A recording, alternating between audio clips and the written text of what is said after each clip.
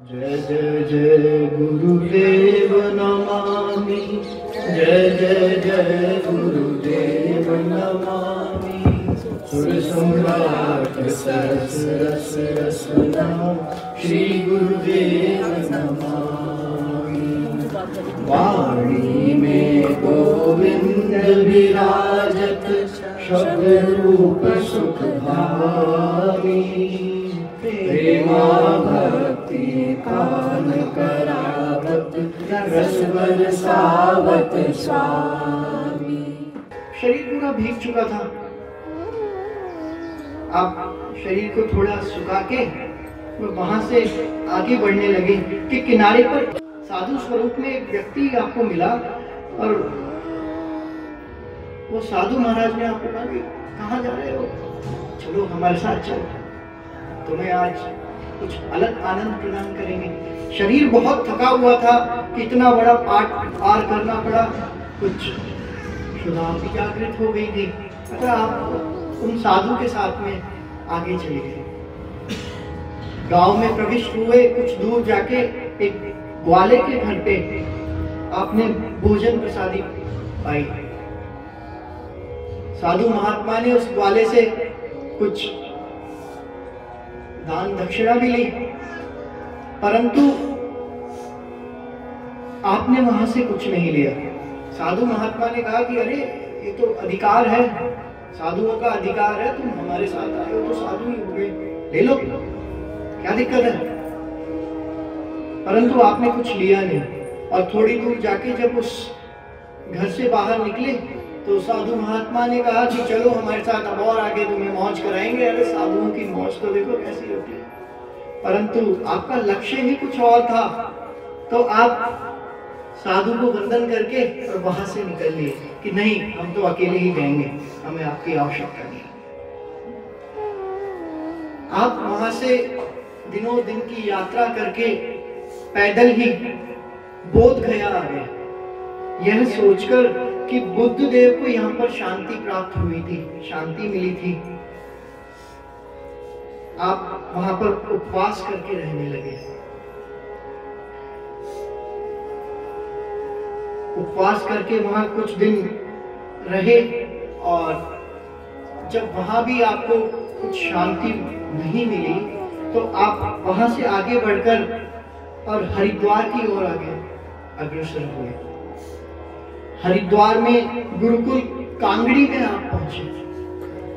गुरुकुल कांगड़ी में आपने कुछ समय शास्त्राध्ययन किया।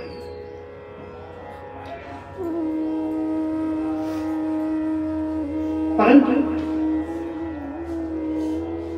यहाँ आपके घर में अभी भी आपके माता पिता को यह विश्वास नहीं हुआ कि आप सच में मृत्यु को प्राप्त हो गए हैं, क्योंकि बहुत ढूंढाई कराने के बाद भी कोई शव मिला ही नहीं।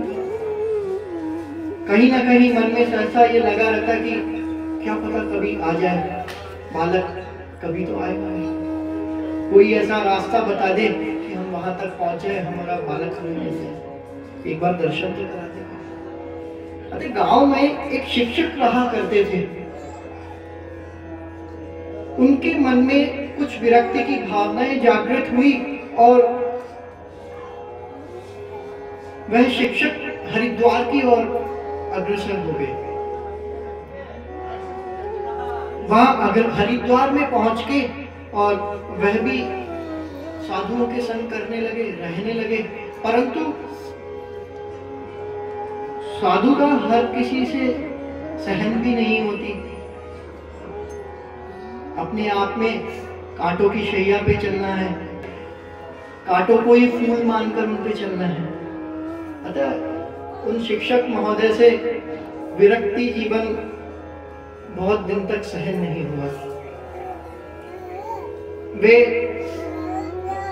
उस समय गुरुकुल कांगड़ी में भी पहुंचे दर्शनार्थी। एक बार यहाँ पहुंच के दर्शन करके और मैं वापस गांव की ओर निकल जाऊंगा कि गुरुकुल कांगड़ी में सहसा महाराज श्री के आपको दर्शन हो गए।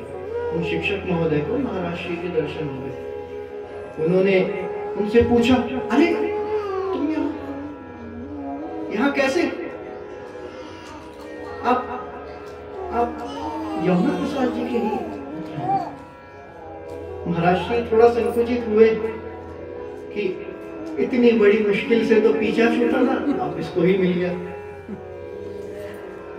नहीं, हम किसी को नहीं जानते, हम किसी को नहीं जानते। जात ना पूछिए साथ की, जात ना पूछिए साथ की।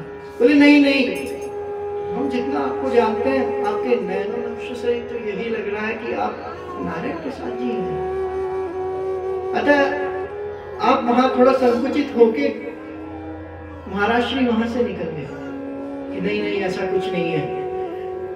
थोड़ा शिक्षक महोदय भी पहचानने में भूल कर रहे थे या संकुचित थे, क्योंकि उस समय तक आपका जो वेशभूषा थी वो पंच केशों में आप विद्यमान हो चुके थे। आम नजरों से अगर देखा जाए तो आप एक पंजाबी युवक के समान लगते हैं उस समय। शिक्षक भी थोड़ा सा अपने मन में हुए कि क्या पता हो या नहीं हो, परंतु वह बात आई गई हो गई। आप भी वहां से चले गए अपने घर की ओर जहां रह रहे थे गुरुकुल में, और शिक्षक निकल गए। शिक्षक जब वापस गांव आए तो उन्होंने घर पहुंचकर आपके पिताजी से ये बात बताई कि हम गुरुकुल कांगड़ी गए थे, वहां एक युवक हमसे मिला, हो सकता है वो नारायण प्रसाद जी हो सकता है, ऐसा हमें ऐसा लगा है। अतः घर वालों के मन में भी उत्साह की वापस लहर दौड़ी, कुछ मन में जागृत हुआ भाव कि हाँ अभी हो सकता है आप जीवित हो। परंतु यहाँ इस बहस से कि वापस पकड़ लिया जाएगा घर में, हमारे गुरुदेव भगवान गुरुकुल कांगड़ी से भी पलायन कर गए। आप यहाँ से निकले और शास्त्रीय संगीत की शिक्षा प्राप्त करने ग्वालियर पहुंच गए। निम्बार्क भगवान की जय, स्वगुराम देवाचार्य जी महाराज की जय, पंडित बिहारी दास जी त्यागी जी महाराज की जय, गुरुदेव भगवान की जय, राधा रानी की जय, जय जय श्री राधे।